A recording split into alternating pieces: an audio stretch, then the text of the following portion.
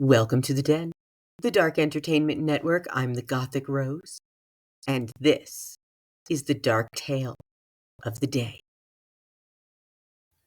Hello, dear fiends of the Den. I am the Gothic Rose, and as you know, here at the Dark Entertainment Network, this is a channel where the news meets conspiracy theories. It makes babies in my brain, and it comes out my mouth. If you like this type of content, be sure to like, subscribe, and hit that bell. Hello again, dear fiends of the Den. We are continuing the haunted history of Hollywood, and I've been talking Prohibition and how it affected Buster Keaton. And then I started talking safety on set and how that almost affected Harold Lloyd, but he made an amazing comeback. And today I want to talk a little bit about the makeup trends and what was worn on screen for both men and women. And as you can see, I am wearing red lipstick because later on this week I'll be talking about the suffragettes and Elizabeth Arden. Hollywood has such an incredible history to it, both good and bad, dark and light. And I love to focus on the dark, but we have to balance it out too. So let's talk some makeup today.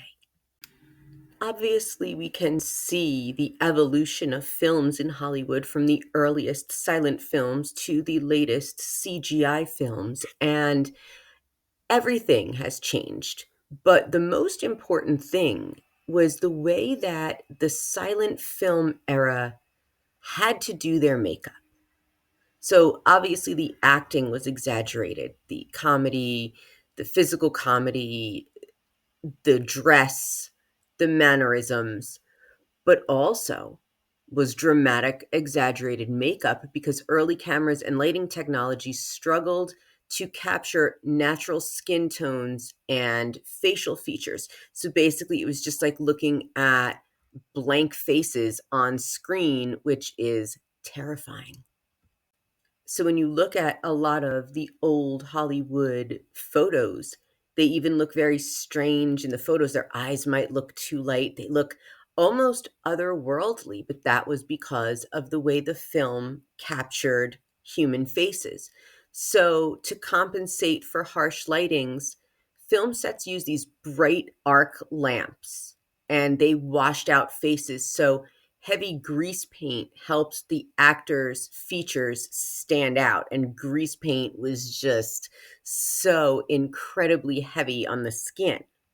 So grease paint was just literally, it was a thick wax based makeup and it was used in theater before being adapted to silent films.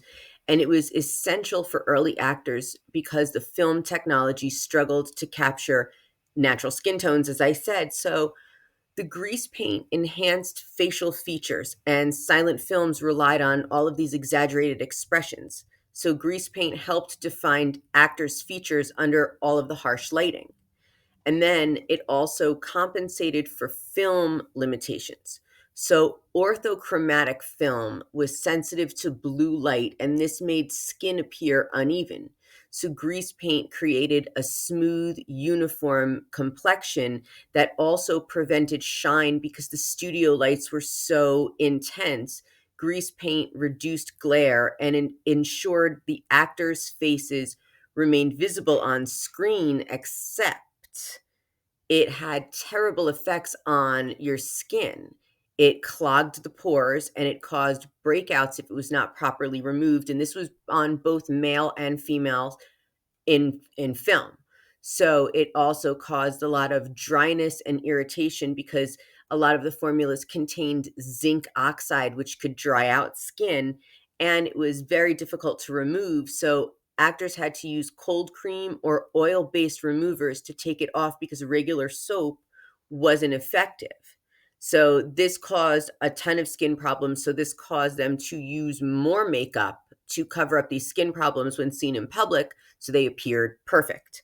So by the late 1920s, one of my absolute favorite makeup lines, Max Factor, developed panchromatic makeup, which was lighter and more suited for film. And this innovation helped transformation and it helped Hollywood basically transition into a makeup from theatrical and this big, bold, wild looks on stage to more refined styles that could keep up with the times.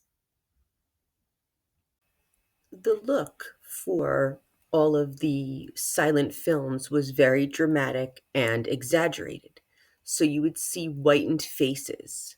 So actors often applied a yellowish or whitish foundation, and this was the grease paint, to even the complexion that registered well on the orthochromatic film, which was sensitive to blue light and made reds and yellows appear black. And then they darkened their eyes, again, both men and women. Heavy black or brown eyeliner was used to define the eyes, ensuring they remained visible on screen. And then, of course, painted eyebrows, thin, exaggerated eyebrows were drawn on to enhance facial expressions. And the rosebud lips. This is just the epitome of 1920s makeup. So lipstick was applied sparingly, often in soft reds or browns, since darker shades appeared black on film, and the grease paint, of course, that we just talked about to even out the harsh lighting. So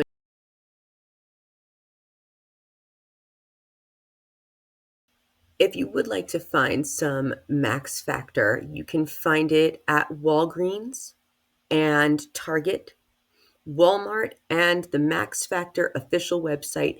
And some of the most famous people to love the brand and wear the brand were Jean Harlow, Marlene Dietrich, Ava Gardner, Lucille Ball, Judy Garland, Clara Bow, and Joan Crawford. So, are you a Max Factor fan? And do you want to find any of the makeup? What was your favorite? Like I said, I loved the mascara.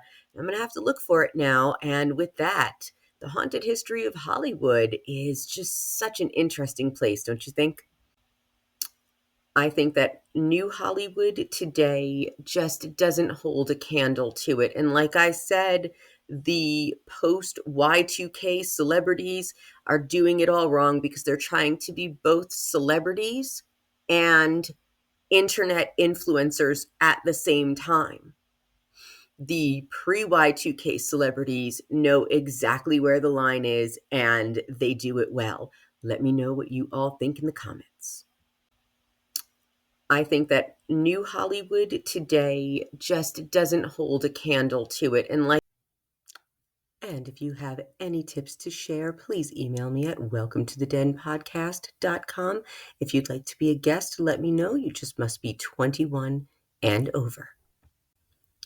And my dear fiends of the den, if you enjoy this content, please like, subscribe, and hit that bell. And thank you always for joining me here on the Dark Entertainment Network.